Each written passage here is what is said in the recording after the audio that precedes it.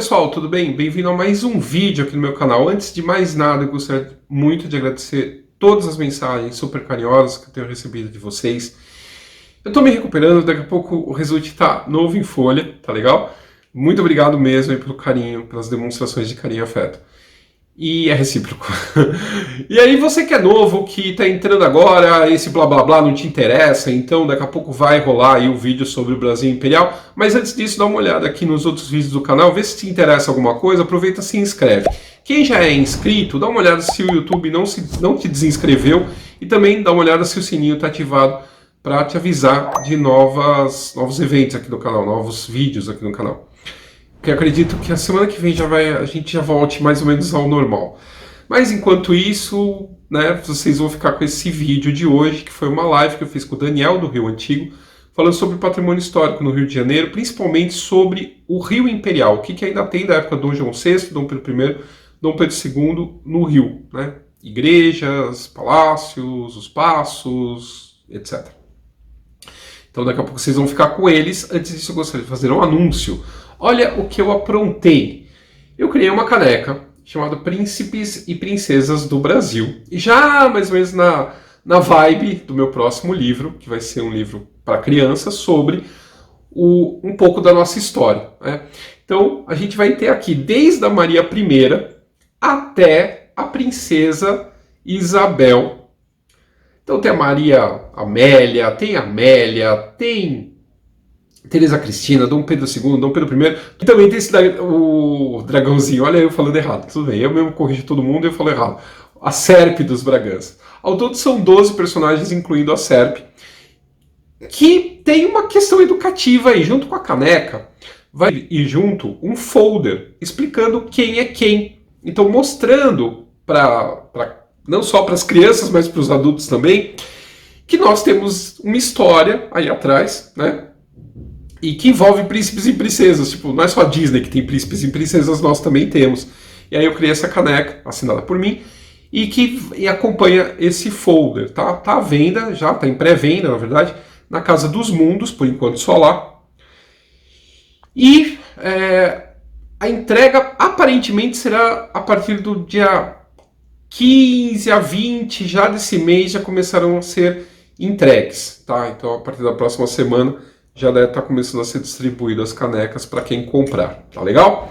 Então aí acessem o link aqui embaixo, tá nas mensagens fixadas, e assistam aí o vídeo que eu fiz com o Daniel, tá bom? Um abraço, até mais. Oi galera, tudo bem? Aqui é Daniel Sampaio, fundador do Rio Antigo, e eu quero convidar vocês para mais uma live. Boa tarde. Hoje a gente vai conversar com Paulo Result, que é escritor, biógrafo, pesquisador, fez a biografia de diversas figuras da nossa história, figuras no geral, né, do Império, como a Dona Leopoldina, Dom Pedro I. O nome do livro dele, inclusive, do Dom Pedro I, chama Dom Pedro I, A História Não Contada, e por esse livro o Paulo ganhou o prêmio Jabuti em 2016. Eu estou aproveitando para corrigir a informação que a gente colocou no videozinho de divulgação aqui da live, né? E bom, é isso, vai ser legal pra caramba. A gente vai falar hoje sobre o Rio de Janeiro Imperial, né? A nossa cidade ela já passou por todo tipo de status e de categoria como capital, né? O Rio de Janeiro foi a capital do vice-reino do Brasil a partir de 1763. Em 1808, com a chegada da família real portuguesa, de toda a corte, né, portuguesa que fugia do Napoleão, o Rio de Janeiro se tornou a capital do Império Português, posteriormente capital do Reino Unido de Brasil, Portugal e Algarves. Depois foi a capital do Império, né, a partir de 1822 com a independência, e ao longo desse período de 1822 até 1889, o chamado município da corte, que era como a cidade do Rio de Janeiro era chamada, teve muitas mudanças e muitas melhorias, e viu a construção de uma série de estruturas, enfim, de uma infraestrutura e também de imóveis dignos de uma capital imperial, né? Então, para falar um pouquinho sobre por onde transitavam essas figuras imperiais e como era o Rio de Janeiro na época do Império, eu vou receber aqui o Paulo Result, né? E ele provavelmente já entrou aqui. Eu vou chamar já já você, Paulo. Eu só queria falar para todo mundo o seguinte: se vocês tiverem perguntas, a gente já abriu para pergunta nos stories antecipadamente. Aí algumas perguntas a gente vai ler aí, né, ao longo da live. Mas se você quiser fazer pergunta também, você pode fazer nos comentários. Não dá para garantir que a gente vai conseguir acompanhar tudo sempre, né? Mas assim, para garantir que a sua pergunta não vai se perder, você clica nessa interrogação, na interrogaçãozinha que tem aqui embaixo, e aí eu vou ter certeza que eu vou conseguir ver a sua pergunta. Tá legal, gente? E é isso. Se você puder dar um like aí na live, clica no coraçãozinho e a gente pode impulsionar essa live aqui para quem segue a gente no Instagram. E, bom, mais uma coisa, assim, vocês podem mandar essa live aqui pelo direct para amigos, conhecidos, família. É só clicar na gaivotinha do direct que tem aqui embaixo, tá, gente? Então é isso. Bom, chega de falar. Agora vamos trazer aqui quem realmente a gente quer ver, né? Oi, deixa eu ver, ó, o pessoal tá aí. O Alex Mello, tudo bem? O pessoal do Von Region, Soraya, amo meu Rio Antigo, que legal. Daniel Sorães aí, um abraço. A Ana, vamos lá, é isso aí, gente. Paulo Resulti já chegou, vou chamar ele aqui, vou parar de falar, vamos lá. Vamos ver se eu consigo. Achei, vamos lá. Paulo, sempre assim, né? Eu falo. Vamos lá. Opa, tudo bom? Tudo bem, Paulo? Tá escuro aqui. Tá escuro, hein? Melhorou. Como é que você tá? Tô bem, e você, Daniel? Tudo bem, tudo bem. E de volta às lives, né? Eu quero te agradecer por ter aceitado o convite. É a sua, terceira, quarta live aqui? Nem sei. Eu acho que né? Eu já virei freguês aqui, tá meio escuro aqui o escritório. Assim, a gente ficou uns 2 dias para fazer live. E aí, para retomar essa nossa atividade, ninguém melhor do que o Paulo Resulti para... Uau, que responsa, né? Você com certeza representa muito do que a gente gosta aqui de falar, do nosso estilo aqui no Rio Antigo. E é isso, muito assunto, né? Sempre. E aí a gente vai falar do quê? Do Rio Imperial? Sabe que eu tinha... Bom, primeiro, né? Obrigado, Daniel, pelo convite. Obrigado, pessoal aí que está entrando. Eu também divulguei nas minhas lives. Von Region tá aí, tem um monte de gente conhecida aí. Eu tinha um projeto chamado Rio Imperial. Uhum. E nesse projeto eu levava pessoas para o Rio de Janeiro para mostrar o Rio de Janeiro que está aí, mas que o pessoal passa batido, né? Né? E inclusive no meu canal eu achei engraçado esse ano, ainda quando a pandemia, não tinha começado a pandemia, eu tive no convento de Santo Antônio, na Carioca, e eu pedi para eles, para eu entrar onde estão, né, a família Bragança sepultado, e aí eu filmei, eles deixaram eu filmar e fiz um vídeo no meu canal lá no YouTube mostrando, né? O que tinha de carioca que trabalha na Carioca, que nunca entrou no convento de Santo Antônio, é enorme. Eu acho que assim, teve uma leva lá de gente que os monges ficaram, de onde saiu tanta gente? Eu acho que eu dei uma impulsionada no convento com o vídeo. Então, às vezes a gente passa batido por esses lugares, né, que às vezes estão na nossa cara e a gente não percebe. Ficou pior com o microfone. O que? Para você tá tendo alguma interferência aí? Não. Agora melhorou. Melhorou, tá bom. Uhum. Foi. Tava um chiado. Então, assim, a gente também fica, porque derrubam tudo, porque não sei o quê. Você conhece a tua cidade? Acho que essa tem que ser a primeira preocupação. Né? Um monte de gente veio com um chororô miserável, queimaram não sei o quê no Museu Nacional. A pessoa nem sabia o que tinha dentro do Museu Nacional. Morava no Rio de Janeiro, nunca tinha ido. Então, assim, é muito fácil ficar na poltrona da casa falando, por que não preservam? Mas você conhece, só se preserva o que você conhece. Porque aí consegue movimentação popular para impedir que as coisas aconteçam. Se o negócio está largado, então qualquer um, sabe, qualquer um faz qualquer coisa, né? Então não se tem uma consciência de preservação.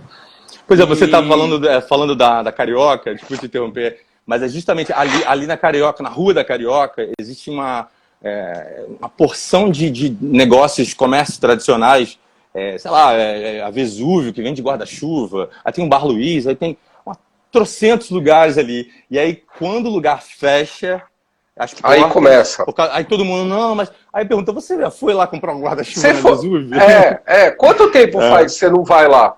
Não, porque é perigoso. Olha, a minha última live que eu fiz, dizem que Deus protege os bêbados e as crianças. Eu acho que os sem noção também. Eu acho que eu me enquadro bastante no sem noção. Todos os vídeos que eu fiz no centro do Rio de Janeiro foi sozinho e com um Galaxy S10. Ou S9, eu não lembro. Quer dizer... Destemido, né? Totalmente, entendeu? E aí fica, não, porque dá medo, porque não sei o que. Seja esperto, entendeu? Vê se tem alguém em volta de você, as igrejas estão abertas, sabe? Também tem que... Verdade. Ai, não.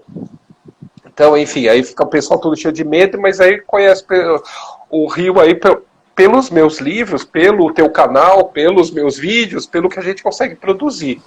Uhum. Mas tem que vivenciar, né? Pois é, e assim, para quem não te conhece, eu acho que a maioria que já te conhece, né, porque você já teve tantas vezes aqui. Aliás, lembrar aqui para as pessoas que a gente fez uma live sobre o romance do Dom Pedro I e da Domitila, que, se não me engano, tá gravado, ou não sei se a gente perdeu, tá no teu canal, né? Tá no teu canal no YouTube. Tá no meu canal no YouTube. A gente não conseguiu gravar aqui, mas no teu canal você conseguiu gravar. E a Sim. gente depois fez uma live sobre o Dom Pedro II, e depois outra sobre a Leopoldina. E a da Leopoldina e do Dom Pedro II estão aqui no nosso GT. Estão aqui. Bom, mas exatamente. E deve estar no teu canal também, não? Eu acho que sim, Legal, vale a pena, assim, é muita coisa. Eu me lembro que a do Dom Pedro II, a gente era tanto assunto que a gente não conseguiu chegar a uma idade tal da vida dele, a gente já passou já para 1889, já. Mas enfim, aí... assim, eu queria só te falar, assim, que a gente já falou muito sobre, né, essas personalidades devido, né, às biografias que você escreveu. E aí, como é que é para você? E para quem não sabe, você é paulista, né? Você é de São Paulo. Sim, e aí, sim. Como é que é para você, como alguém que não é do Rio de Janeiro, como é que você enxerga a cidade do Rio de Janeiro depois de toda a sua pesquisa, né? Então, para mim, como é que eu entrei no Rio de Janeiro de cabeça? Quando eu achei as cartas do Dom Pedro I para a Marquesa de Sades em Nova York, aí eu publiquei meu primeiro livro, Titílio Demonão. São essas 94 cartas. Essas cartas, o que elas trazem? Elas trazem a cidade do Rio de Janeiro. Então ele fala, hoje subi na ladeira, hoje eu subi no Morro da Conceição, desci pela Rua da Prainha. Ele está descrevendo o Morro da Conceição. Ele está falando que ele passou pelo passeio público, mas ela já devia ter saído. Ele vai falando sobre esse Rio de Janeiro pelas cartas. Então, o convento de Santo Antônio, ele menciona alguma coisa. Então, ele vai falando da Rua dos Barbonos, vai falando de várias coisas que nem tem mais esse nome, e que me fez mergulhar na planta, no mapa da cidade do Rio de Janeiro, na planta do Debré, para ver como que era esse rio da época dele. Aí, quando eu fui... Aí, a gente tinha ido várias vezes para o Rio de Janeiro, mas nunca tinha ido com esse olhar.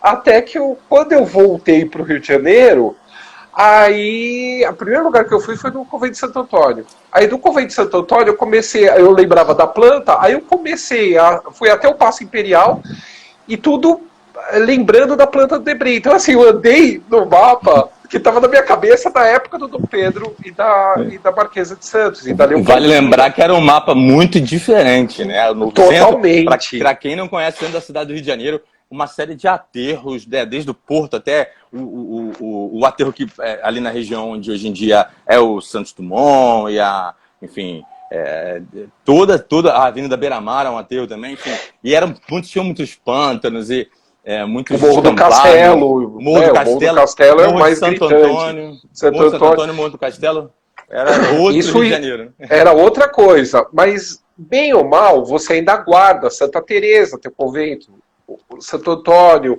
São Bento. Então você tem você consegue ainda mapear mais ou menos essas áreas mais antigas por aí.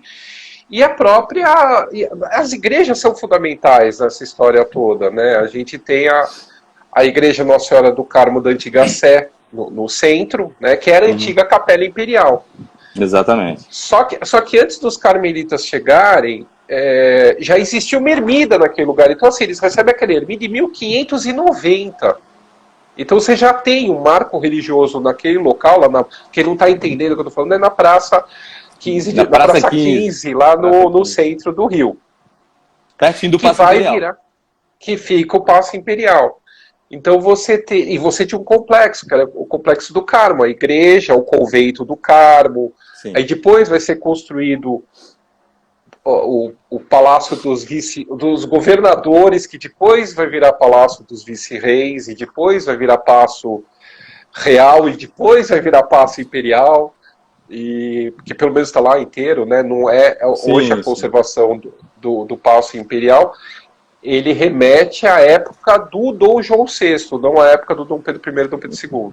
Então aquela fachada houve um restauro que restabeleceu ali as feições coloniais originais talvez, né, do Paço Imperial. Durante muito tempo, o Paço Imperial, sobretudo durante a República, quando ele era a sede da empresa de Correios e Telégrafos, ele adquiriu uma feição um pouco, sei lá, neocolonial, né? Diferente a parte de cima, né? Exato. Subiu colocaram platibanda para esconder o telhado e tal, fizeram uma coisa meio neoclássica. E aí restauraram para ficar de volta ao colonial, né? Sim. Mas assim, ele mesmo, assim, apesar de não ter nada da época do Império, a gente tem marcos muito representativos dessa era imperial, que bem ou mal, vamos chamar de real a imperial, começa com 1808, Dom João VI chegando. Então aquilo vai ter várias significações, a aclamação do Dom Pedro II, a aclamação do próprio rei de Portugal, o Dom João VI, ele é aclamado rei de Portugal, Brasil e Algarves, lá na Praça 15, quer dizer, a gente tem um rei europeu aclamado no Rio de Janeiro, né? Nós tivemos três, né? O Dom João, o Dom Pedro e o Dom Pedro II. Não, vale lembrar uma coisa, Paulo, nunca nenhum monarca europeu pisou nas Américas, né? Antes o Dom João VI foi o primeiro e o único, talvez, não foi isso? Porque assim, monarca mesmo, só ele, né? Porque não teve nenhuma visita de monarca coroado na época do Império. A gente vai ter nobres, a gente vai ter... Mas assim, ele foi o único, se a gente colocasse na questão, depois vai ter coroado, o rei da Bélgica lá na década de 20. Né? Não, o que eu digo assim, ele foi 1920. Ele foi o único monarca europeu a visitar uma colônia, né, nas Américas. Sim, em qualquer... Você vai ter depois isso na época eu acho que depois disso você só vai ter o rei da Inglaterra visitando a Índia. O filho ou neto da Rainha Vitória, quer dizer, só virada do 19 para o 20.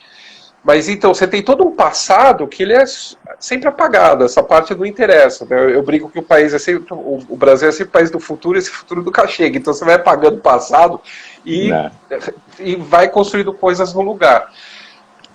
Então a gente tem toda uma importância. Então tem o Fico, o dia do Fico foi do Dom Pedro, foi lá no Paço Imperial, no Paço da Cidade. A aclamação do Dom Pedro II também foi lá. A Lei Áurea, ela assina lá. Você tem algumas outras coisas que eu vou lembrar. Mas você tem vários eventos que marcam o Império do Brasil no Paço da Cidade. Porque tem dois passos, né? O Paço da Cidade e o Paço de São Cristóvão. O Paço, na verdade, é onde está a veia do despacho do rei, enfim. Posso tirar uma dúvida minha rapidinho, assim? Se eu souber. Eu acho que você vai saber. Onde que. Você está falando de despacho, né?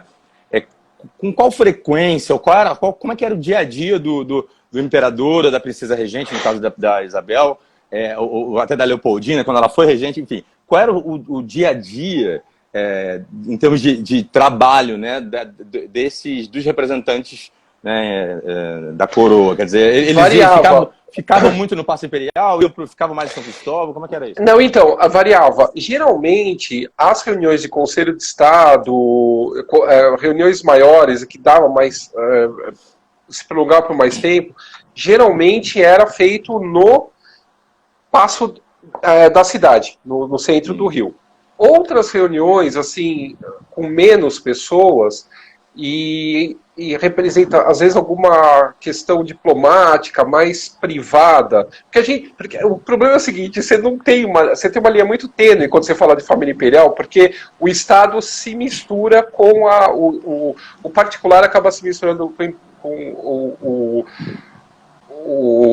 o Estado se mistura com o particular. Sim. Então você tinha uma mescla, porque assim, o lugar, a casa mesmo, o morar, era efetivamente em São Cristóvão. Entretanto, eles também tinham apartamentos no Paço da Cidade. Só que o Paço tinham quartos lá dentro? Quartos tinham também? Não sabia, não. Sim. Eles tinham apartamentos lá. O último andar era só apartamentos privados. Você tem o térreo, que é funcional, completamente funcional. O primeiro andar são representações. Então, a Sala do Trono ficava no primeiro andar do Paço Imperial, voltado de costas para o mar. Tanto que, do lado, você olhando com as costas para o mar, de frente ao Paço Imperial, do lado direito, você tinha janelas do primeiro andar que eram fechadas, porque era onde ficava o trono, de costas para o mar. Então lá era a Sala do Trono. Então todo esse primeiro andar era de representação e administrativa e tal. E o último eram os apartamentos deles. Tanto que eles ficam presos lá. Lá é o último lugar onde a família imperial fica, quando ela porque o Paço é cercado. Eles estão no Paço Imperial no dia 15 de novembro, à tarde já. E no dia 16 o Paço já é cercado e eles são despachados para fora do Brasil entre 16 e 17 de novembro de 1889. Então tem as cartas do Dom Pedro, tem a memória da Isabel, as cartas do Conde D para a Condessa de Barral, que eu trago na minha biografia do Dom Pedro II, onde ele narra: dormimos lá no dia... Então ele fala do mordomo, dos criados que choraram muito quando eles partiram, e ele monta toda a cena. Então você vê que tinha uma... Mas não era tão usado, era mais usado, assim, o Paço, para essas grandes reuniões do Conselho de Estado, para quando eram os tais dos dias de grande gala. Então, dias de grande gala é aniversário da coroação, aniversário da independência, aniversário do imperador, as marcas da corte. Então aí eles saíam do Paço, ia ter uma missa solene na catedral que ficava atrás, o Paço Imperial, que era atrás, e aí voltava-se, aí tinha uma recepção. Recepção geralmente era beijamão, não tinha comes e bebes, era uma corte bem pobre. O famoso beijamão acontecia no Paço Imperial, imagino no trono, então, ali na Sala do Trono. Sim.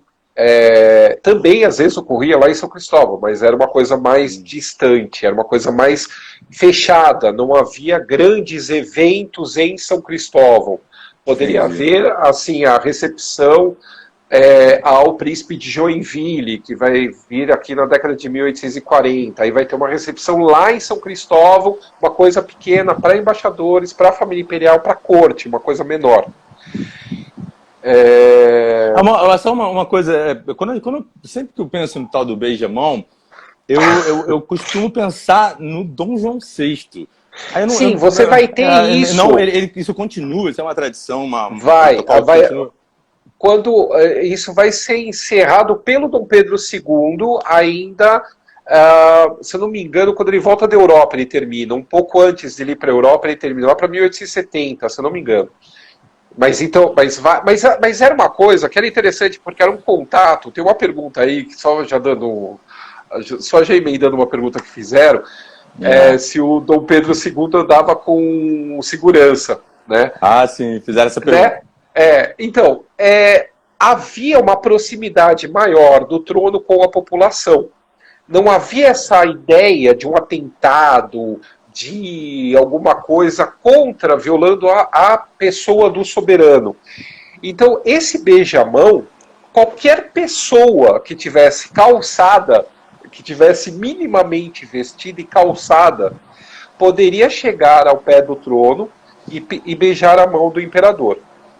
E nesse momento, ela poderia falar diretamente com o imperador e trazer algum caso, algum problema, alguma questão ao imperador. Sei, sei. Que às vezes ele podia ou não resolver. Se dependesse dele, sim. Se dependesse do ministério, do governo, geralmente não, a resposta era: vou passar isso para o ministro, e aí via-se o que acontecia, porque não havia tanta... Ele não se miscuia muito em alguns assuntos, o imperador. Quando você fala do calçada, essa coisa de calçada não ter, com sapato. Não podia estar, tinha que estar, não podia estar descalço, entendeu? Pois é, essa coisa do ter sapatos, ela remete, assim, se você tem o que calçar, isso tem a ver com ser livre ou não ser livre? Não é isso. Não, é uma questão meio de respeito, sabe? Tipo, vamos manter o mínimo de decoro aqui, né? Não vamos... Não, qualquer pessoa podia chegar perto do imperador ou da imperatriz, enfim.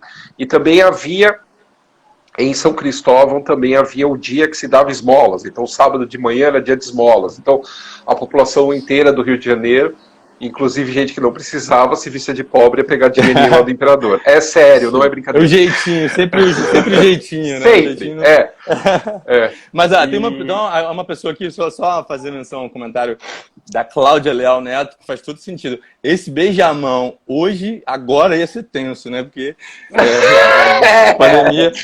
Mas olha só, vale lembrar, Cláudia, que naquela época as epidemias já, assim, elas graçavam.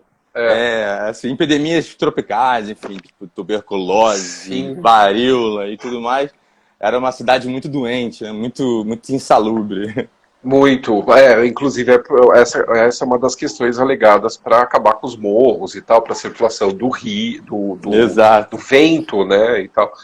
E daí não adianta nada, né? Porque daí depois você vai ter o processo da copacabanização, que é aquela fachada que tem em Copacabana de prédio que o vento não entra para dentro, né? Fica tudo o paredão, né? Aquele paredão de prédio. Pois é. Deixa eu te falar uma coisa, Paulo. As pessoas não têm muita noção de como a cidade era complicada naquela época. Muita gente... Isso é muito normal da nostalgia que faz parte de falar de história, né? De, como era maravilhoso, como era perfeito, como era incrível. Às vezes a foto que a gente mostra, a pintura, ela está justamente congelando o momento ali. Sim. E muitas vezes é um momento planejado, pensado, tipo, que lindo, vamos pegar esse ângulo aqui. Mas assim, era uma cidade complicadíssima e até mesmo para a família imperial, assim, eles não conseguiam sair da Quinta da Boa Vista em São Cristóvão, pegar uma carruagem e divinamente assim até o passo. Não, eles tinham que pegar um barco, não é isso? Então, das duas, uma. Ou eles pegavam um barco lá no Saco do Alferes, né? Porque também São Cristóvão não é o que a gente vê hoje de São Cristóvão. O mar estava lá perto de São Cristóvão. Então você tinha o Saco do Alferes, o bolsão, e aí você saía com a galeota real de São Cristóvão e ia para o passo da cidade. Isso era uma opção muito usada, principalmente pelo Dom João VI. Dom Pedro I também vai usar. O Dom Pedro II vai usar a galeota mais para eventos, assim, pegar a esposa que acabou de chegar, a Teresa Cristina. Até porque no segundo reinado houve uma série de melhorias ali na região. Sim, e aí você tem... pantanosa ali, que chega até a Quinta da Boa Vista. Que já começa aí, essa melhoria aí, o caminho das lanternas, que eram iluminados na época do Dom João VI. Mas imagina, era uma estrada no meio do mangue, né? Ela podia desaparecer a qualquer momento, era complicado, não era fácil. Mas isso vai melhorando e aí, já no segundo reinado, você tem um acesso melhor e era frequente você ir de carruagem. Então, normalmente, ele pegava a carruagem e ia. Mas não era assim, ele... Sabe, tem uma ideia romântica de que não é porque havia essa proximidade, um beijamão, que também era uma coisa do tipo, só ele, o cocheiro não, tinha guardas, entendeu? Tinha cadetes que acompanhavam. Era uma comitiva, né? Uma comitiva. Tinha uma pequena comitiva, mas existia. Não era uma coisa assim que ele saía andando pelas ruas do Rio de Janeiro, tem várias histórias e lendas, mas isso não é bem verdade, não. Estão pedindo pra gente falar da Avenida Central, aqui o G Soares, aqui, olha só, G Soares. A Avenida Central não tem nada a ver com o Império. Não é Império, tá? Então a gente sairia do tema, tá, querido? É. Mas, assim, só pra valer, assim, ali na onde depois fizeram a Avenida Central e Rio Branco, era basicamente assim, era um aglomerado de casas coloniais, né? Que muitas delas viraram cortiço e assim, essa é uma dúvida que eu tenho, inclusive, né? Mesmo com a presença imperial ali do Paço e a Capela Imperial e tudo mais, o centro da cidade ele era um amontoado de gente, né, em condições péssimas né, mas quem tinha dinheiro mesmo morava ali para Glória, para o Flamengo, para Botafogo. Mas né? isso sempre foi assim, isso sempre foi. Desde a chegada do Dom João VI, quem tinha dinheiro ia para Botafogo, para outros lugares. Tijuca também, né? Fora, Chácara da Tijuca. Chácara da Tijuca, Engenho Novo, Engenho Velho, vários lugares. Estou tentando lembrar os outros, mas eu não vou lembrar todo mundo. Mas, assim, vários lugares e justamente para fugir desse ar insalubre. Até né? São Cristóvão também, né? Para ficar próximo ali da Quinta, região, né? Imagino. A região também, sim.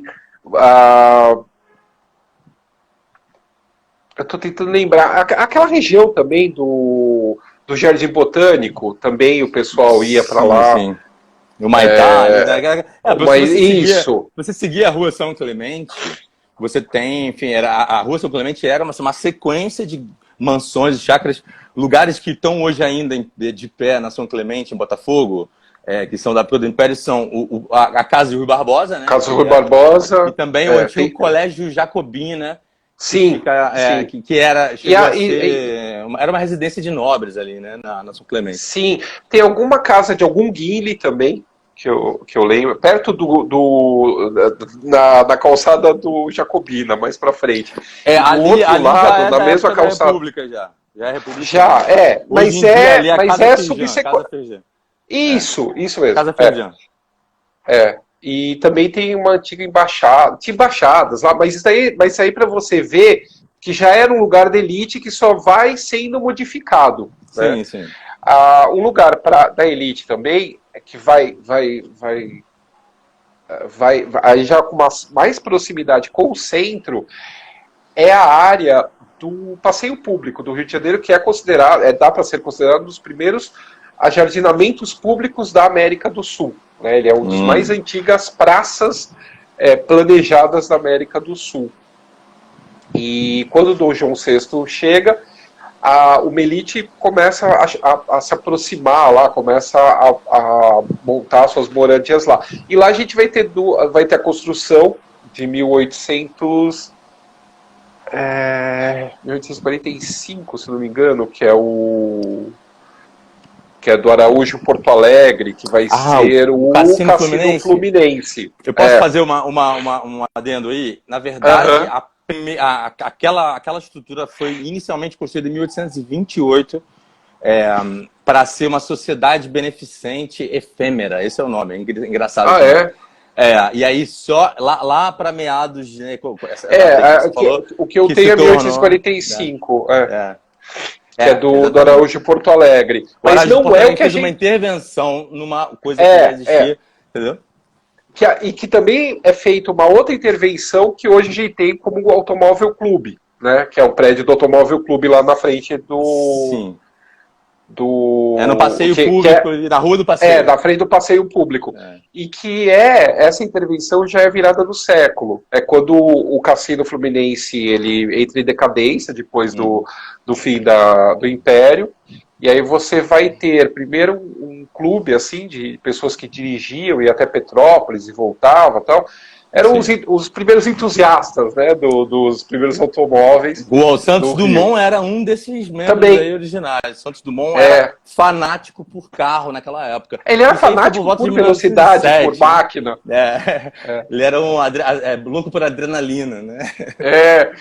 E aí o curioso é que do lado a gente tem um prédio que é a escola de música da UFRJ. Da UFRJ, exatamente.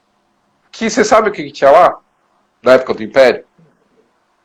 Ali, a Biblioteca Nacional. Ah, sim, é verdade. Mas aquela estrutura ali é imperial ou não é do início da República? Não, ela é modificada, mas aqui ela Tá, é tá. outra coisa também que foi sendo mexida, É, entendeu? sim, Mas sim, sim. a Biblioteca Nacional vai funcionar, é o segundo lugar da Biblioteca Nacional, porque quando o Dom João VI chega no Brasil, que a gente estava falando lá no começo, tem a Capela Imperial, que vai ser a Capela Real, a Nossa Senhora do Carmo da Antiga Sé, o Convento do Carmo atrás, e na frente tem o Paço, que é onde eles vão morar inicialmente. Atrás, no convento, que é onde vai morar a rainha de Portugal, Dona Maria I, é para lá que vão os livros que foram trazidos de Lisboa. Porque quando a Ah, corte sério? vem para o Brasil, ela traz a Biblioteca Real. Então, a nossa Biblioteca Nacional, o núcleo inicial dessa nossa biblioteca é essa Biblioteca Real Portuguesa que veio com o Dom João VI. Então ela fica lá no Carmo, no convento do Carmo, inicialmente embaixo, nas catacumbas do Carmo, e depois é transferido, na época do Dom Pedro II já, é transferido para a rua do Passeio Público. Então Então é ficava engraçado você do lado do dizer. cassino. Engraçado você dizer que o convento do Carmo era originalmente ali o local onde, né, para onde foram enviados os livros da Biblioteca Real, porque para quem não sabe, o convento do Carmo, que fica ali justamente na Praça 15, onde viveu e faleceu Dona Maria I, ali está sendo restaurado finalmente, né? Sim. E ali vai virar, se não me engano, uma biblioteca da Funarte. Então, assim, Ah, que legal. Vai voltar pro. Reassumir sua vocação como biblioteca. Que legal. Eu posso fazer um adendo mais uma vez? Eu sei que o pessoal está aqui para Claro. te ouvir falar, né? Mas a gente precisa deixar. Eu gostaria muito de poder falar do Automóvel Clube, né? Desse antigo cassino fluminense. Até de repente, se você quiser falar um pouco mais dele, eu não vou Sim, fazer não, nenhuma objeção. tem umas coisas que eu queria falar. Mas eu queria falar uma coisa. Ele foi o principal salão de bailes, eu acho, um dos principais, não sei, da época do Império. E antes dele virar cassino, desculpa, o Automóvel Clube, né? Ele era o Cassino Fluminense, que entrou em decadência depois. Mas, assim, ali, enfim, é um lugar de extrema importância para o nosso patrimônio e que, infelizmente, a prefeitura, que é dona do imóvel, que foi adquirido em leilão no ano 2000, ela abandonou o Automóvel Clube. Tentaram fazer uns editais para ocupação, mas é uma obra de 40 milhões de reais, por aí, né? E aí você oferece o imóvel de 40, a pessoa tem que fazer uma reforma de 40 milhões de reais, e depois ela tem que pagar um aluguel de 30 mil por mês. Né? Tipo, Ok. 40 milhões, gente. E aí o que acontece? Outras administrações falharam também em conseguir ocupar esse prédio. Né? Ninguém realmente foi tão brilhante assim ao ponto de conseguir viabilizar o restauro do Automóvel Clube. Porém, as outras administrações, quando o prédio estava perigando desabar, os outros prefeitos aí passaram, desde 2004, enfim, César Maia, enfim, eles todos fizeram lá sua obra de contenção para o prédio não cair, pelo menos, né? Essa administração, a gestão atual da prefeitura, mesmo com alertas constantes, frequentes, né, desculpa, de ativistas do patrimônio, durante as chuvas agora em maio, eles não fizeram as obras de contenção e o prédio desabou internamente. Nem pouca gente sabe isso, mas inclusive o cômodo onde o imperador Dom Pedro II e a princesa Isabel ficavam quando iam lá aos bailes do cassino, ele não existe mais. Era um cômodo com afrescos e com detalhes maravilhosos. Você não tem, a gente perdeu mais um, né, mais uma referência arruinado, mais uma referência imperial arruinada. Né? E é interessante porque assim, o cassino, o Dom Pedro II gostava muito de dançar. O problema é que, como eu falei, ele não tinha muito dinheiro para ficar fazendo grandes festas e tal. Então, assim, o último grande baile que ele vai dar do próprio bolso, assim, ele pagando as despesas, vai ser na década de 1840. Depois disso, ele vai pro Cassino Fluminense dançar. Então era comum ele ir pro cassino. E a própria Princesa Isabel, a gente lembra muito da Ilha Fiscal. O problema, não é problema, mas assim, antes da Ilha Fiscal, no dia 15 de outubro de 1889, então, portanto, um mês antes da proclamação da República, ela e o Conde D, a Princesa Isabel e o marido dela, o Conde D, foram homenageados pela Associação Comercial do Rio de Janeiro com um baile no cassino A bodas, né, deles, Fluminense, não era isso? que era Bodas bodas de prata, bodas de para prata. comemorar as bodas de prata do casal. Então teve mais de 800 convidados, o Machado de Assis, a elite assim, intelectual e nacional, não só local, mas também nacional. Então, foi uma coisa também que se perdeu. E aí, só com uma última curiosidade, a instalação da Constituinte da República é feita no Cassino Fluminense. É verdade. Também. Quer dizer, é um prédio assim com história que não acaba mais, entendeu? Mas... Pois é, pois é. E assim, a gente infelizmente, né, a gente está nesse momento aí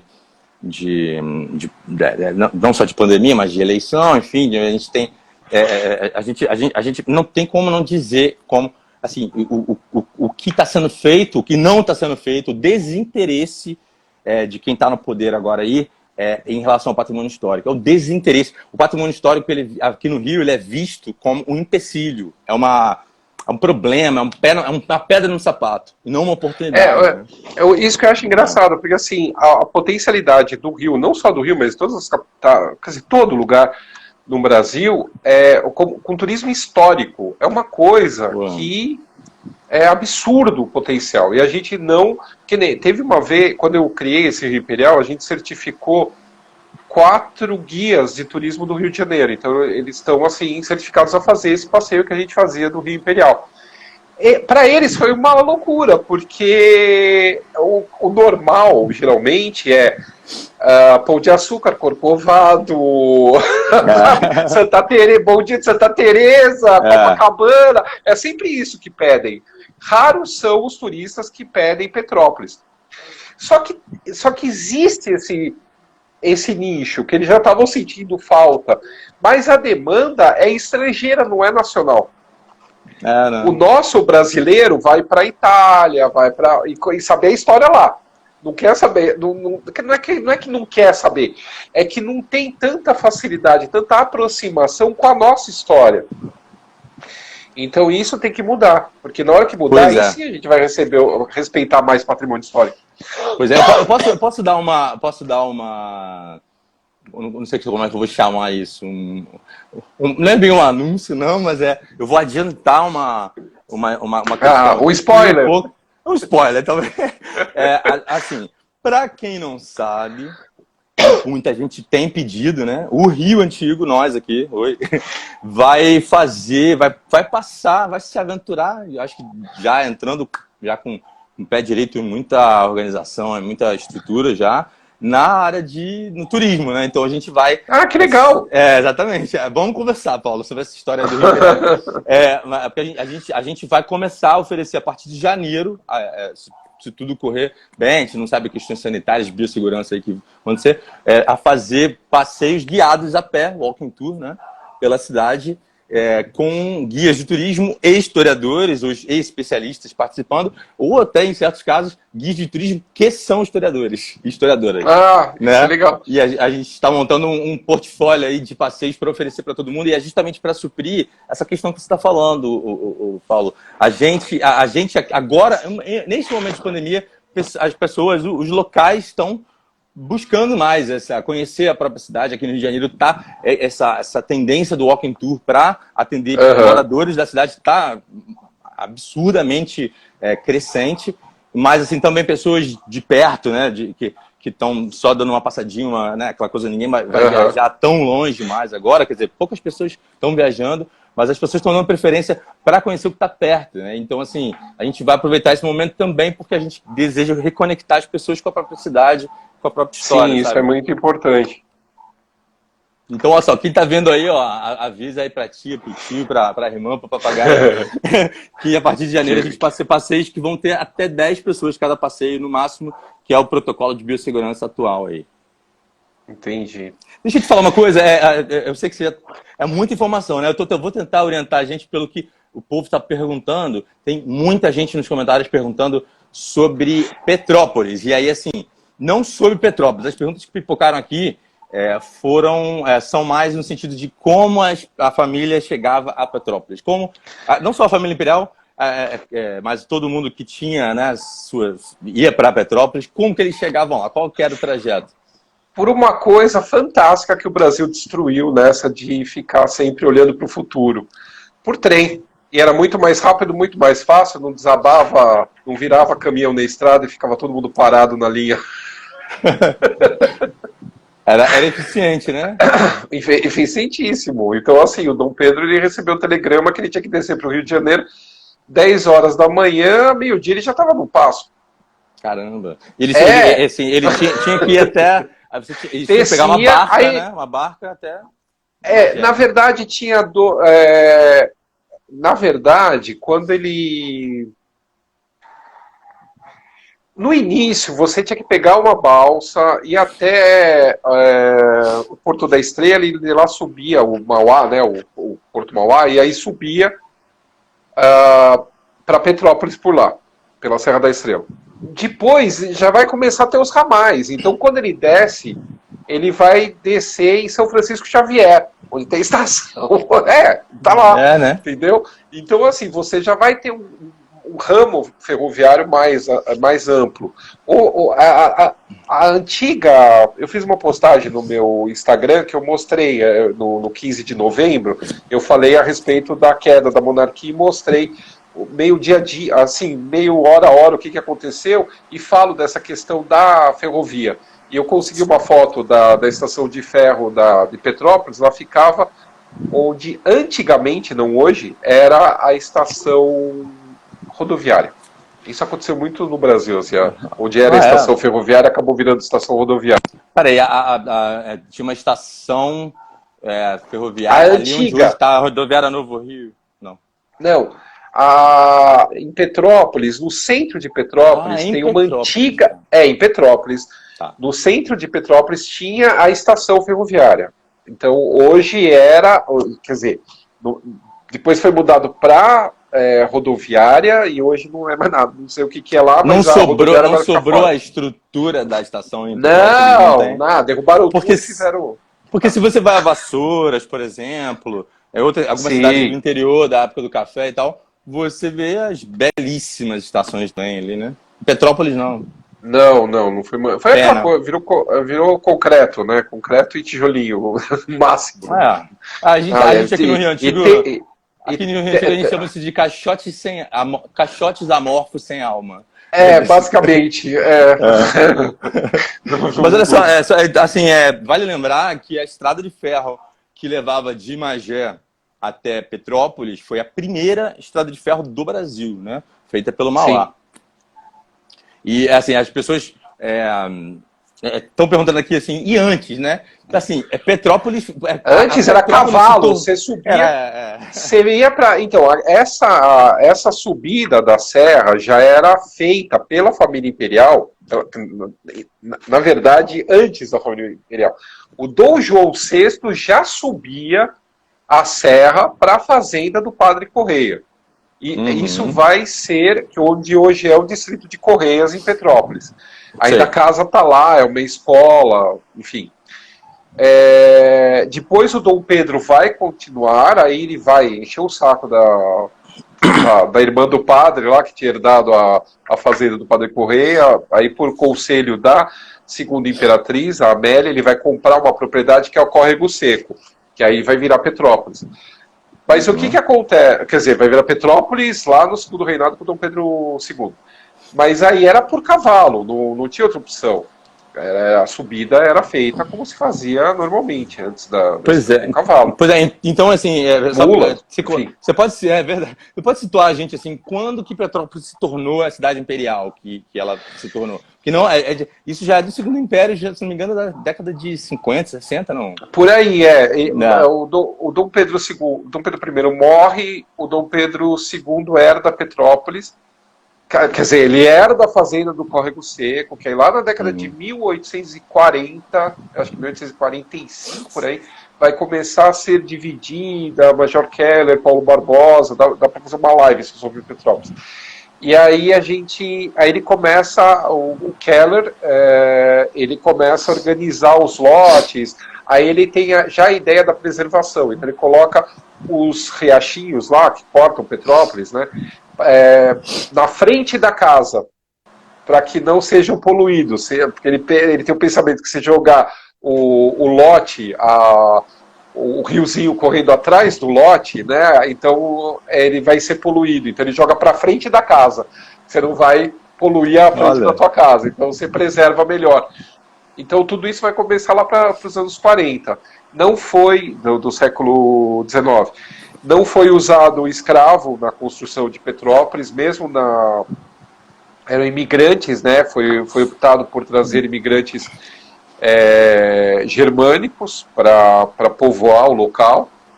Ele não vai vender os lotes, ele vai dar o uso do lote. Então, na verdade, toda a antiga fazenda do Córrego Seco, que é o que está no centro de Petrópolis, e depois outras fazendas que vão ser adquiridas, como a Fazenda Quitandinha e outras, elas até hoje, quem vende a propriedade tem que pagar um imposto para a família imperial, porque ela ainda é dona daquela área, porque foi vendido o direito de construção e não o direito à propriedade da terra, entendeu? O tal do foro laudêmio? Aforamento, foi aforado, o laudêmio, aforamento.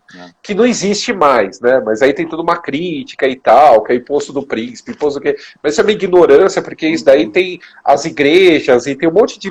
Tem cidades inteiras em São Paulo, pelo menos, que o centro é toda uma antiga fazenda que foi doada para alguma igreja e essa igreja loteou e faz a mesma coisa. A Marinha do Brasil, em outros aspectos também, né? Você aí, por uma questão de proteção, você não é dono você também só tem o direito de usufruir do local, você não é dono da terra, né? Você tem que pagar o imposto da Marinha. Isso, exatamente. Então, e tem famílias até hoje que recebem ainda. A gente não poderia fazer, porque a lei não existe mais. Uhum. Então, atualmente não tem mais essa possibilidade, mas antigamente tinha. Você, quando a gente estava conversando antes, você mencionou o Outeiro da Glória, né? Fala um pouquinho do Outeiro da Glória, da importância dele nesse Rio de Janeiro imperial. Tanto que você ainda tem hoje a Irmandade Imperial da Glória, né? Ela tem o título de Imperial, a Irmandade. Ela começa numa ermida do século XVII, e aí já no século XVIII começa a ser construída. Ela é uma das únicas duas igrejas com planta octogonal, ou seja, octógono, a igreja, né? Você vê de cima. A outra, no Rio de Janeiro, é uma que eu adoro, que fica lá na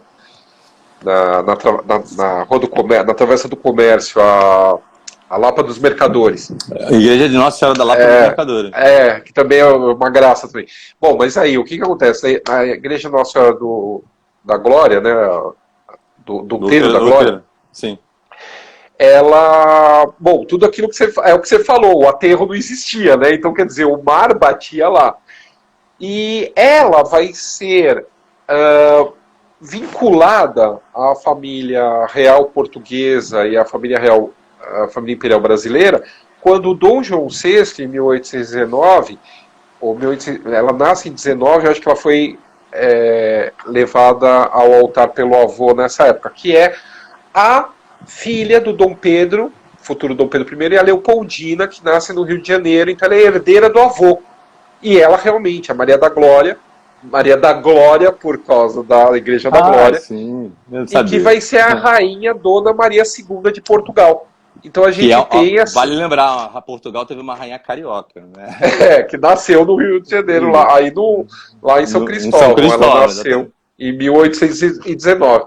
O ano passado fez 200 anos. E então o Dom João VI dedicou a neta a Nossa Senhora da Glória. Então ele levou ela para ser madrinha. Nossa Senhora da Glória é madrinha da menina. E aí ele leva ela até o altar para dedicar a neta a Nossa Senhora da Glória. E depois disso virou uma tradição, pelo menos de alguns anos para cá, na verdade, desde o século passado para cá, a família imperial levar os seus filhos para lá, para serem batizados. E você tinha a Leopoldina, a Teresa Cristina e tal, elas mantinham uma tradição de todo sábado assistir missa lá e dar esmolas no local.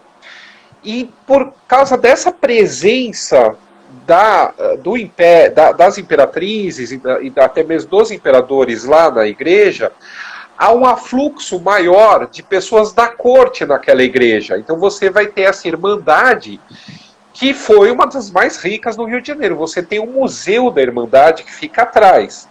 É enlouquecedor as joias e as peças de ouro, de pedras preciosas, que eram dadas por essas pessoas que frequentavam, por esses nobres que frequentavam a igreja, para a santa.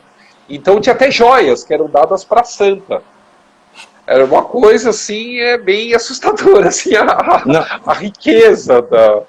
Não, e assim, eu ouço falar que a Glória, o Outeiro da Glória, ele era a igreja de afeto, né, da família imperial, quando a capela imperial lá, a igreja de Nossa Senhora do Carmo, da Antiga Sé, ela era simplesmente a oficial, onde era coroados, onde tinha os casamentos, mas, por exemplo, os batizados eram na Glória, não era isso?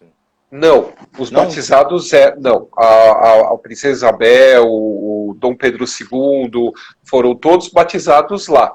Né? No Carmo. No Carmo, lá na Antiga Sé. Era tudo lá. Porque justamente era oficial. Uhum. Mas o afetivo é seguido até hoje. Mas eles tinham essa ligação afetiva, tanto que todo sábado assistiam missa lá. Eles podiam assistir na capela, mas não, eles iam até lá. Sim. Não, então tinha realmente... Fala um pouquinho do túnel pra gente depois, tá? Se você puder. Do túnel. Qual túnel? Tem uma história de um túnel, porque ali, se você... Ali no início da Glória, Vila hoje em dia tem a Vila Moré, onde tinha a casa da irmã da Marquesa de Santos, né? Dizem que tinha um túnel ali, né? Tipo... A questão é a seguinte, tanto a baronesa de Sorocaba quanto o barão de Sorocaba, o marido dela, moravam realmente onde hoje é a Vila Imoré. O pessoal fala que morava... aqui não morava ninguém, aquelas casas são bem posteriores, mas aquele terreno era... Aquele terreno era realmente da baronesa de Sorocaba e do barão, que era a baronesa de Sorocaba, a Maria Benedita, era irmã da Marquesa de Santos. E ela teve um filho com o Dom Pedro, mas antes mesmo de ter casa lá. O Rodrigo nasce em 1823, tem um vídeo no meu canal no YouTube falando sobre isso. E aí, Rodrigo Delfim Pereira, e aí fala, tinha uma escada, porque o Dom Pedro ia escondido ver a baronesa Sorocaba. O pessoal gosta de inventar. Isso é mentira, porque isso é assim, provavelmente, porque assim, a escada existir só mostra que eles tinham acesso ao adro da igreja. E eles eram da Irmandade. Então, melhor, eles tinham uma passagem meio que direto, né, onde ficava a igreja. Sim, eu travei. Você para mim tá meio travado, mas tudo bem. Mas só para se dizer, a gente está a 4 minutos de dar 1 hora, e aí eu vou fazer aquele esquema da gente encerrar quando der 1 hora, tá? Mas antes de você eu falo o que você vai falar, por favor, e depois eu queria que a gente terminasse pelo menos falando um pouquinho da ilha fiscal, né? Não sei. Sim, não, falar só isso, dessa questão que eu acho que é uma lenda, que é a mesma coisa da lenda do túnel, que ligaria São Cristóvão até a casa da Marquesa de Santos, né? Não acredito que seja isso. Mas enfim, a ilha fiscal, ela foi construída na antiga Ilha dos Ratos. Existe uma ilha lá chamada Ilha dos Ratos, e aí foi construída por um arquiteto chamado Del Vecchio, se eu não me engano. E em 1880 começou a construção. Ilha fiscal por quê? Porque ela era para fiscalizar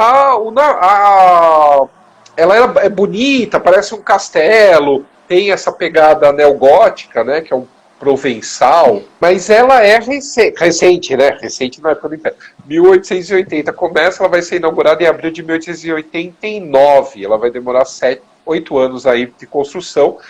E ela era para quê? Ela tem aquela altura porque ela tinha que ter altura para ultrapassar os mastros dos navios da época, porque era a ilha fiscal, era aduaneira, era a fiscalização, sim. Era a guarda do porto.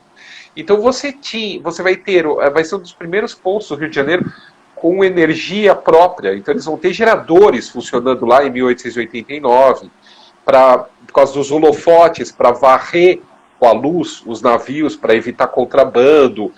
para sair contrabando de navio e entrar clandestinamente no Rio.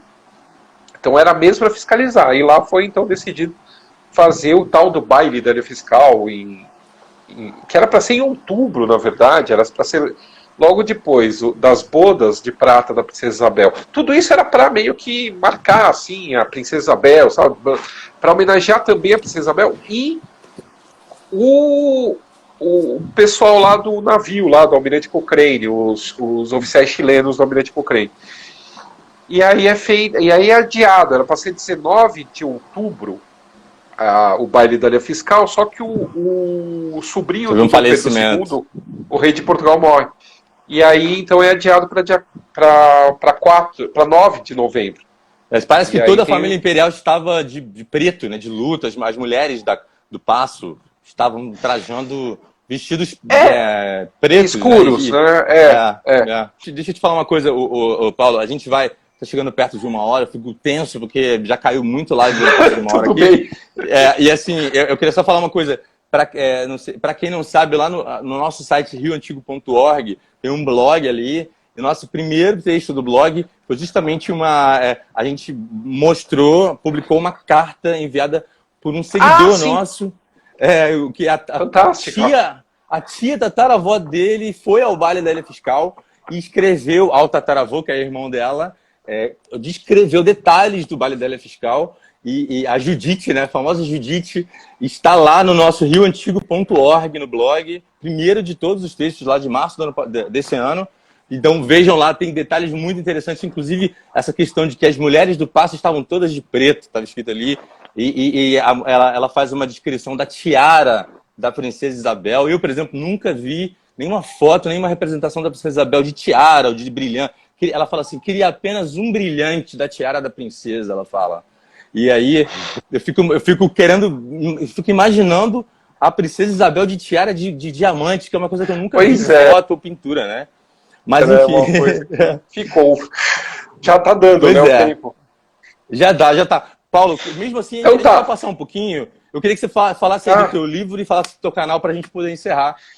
Então, eu tenho vários livros publicados sobre a história do Brasil, principalmente Primeiro e Segundo Reinado, mas também tem um livro chamado Mulheres do Brasil, a História Não Contada, que eu pego todas as mulheres desde 1500 até as mais recentes. E agora eu me envolvi com Infanto Juvenil, acabei escrevendo uma coisa que não tem nada a ver com que é o Pássaro de Fogo e outros contos de fadas russos. Que saiu esse ano pela Leia. E o ano que vem saiu o Príncipes e Princesas do Brasil, que é uma linha infantil para levar a história para molecada. Legal, fala pra gente qual é o site para a pessoa comprar esses seus livros. Olha, tem todos os sites, todos os lugares, assim, eu indico profundamente a Casa dos Mundos, é www.casadosmundos.com.br. Talvez, para quem não seja de São Paulo e região, não compensa muito o frete, mas eu garanto que chega e a gente teve muito problema com outras livrarias.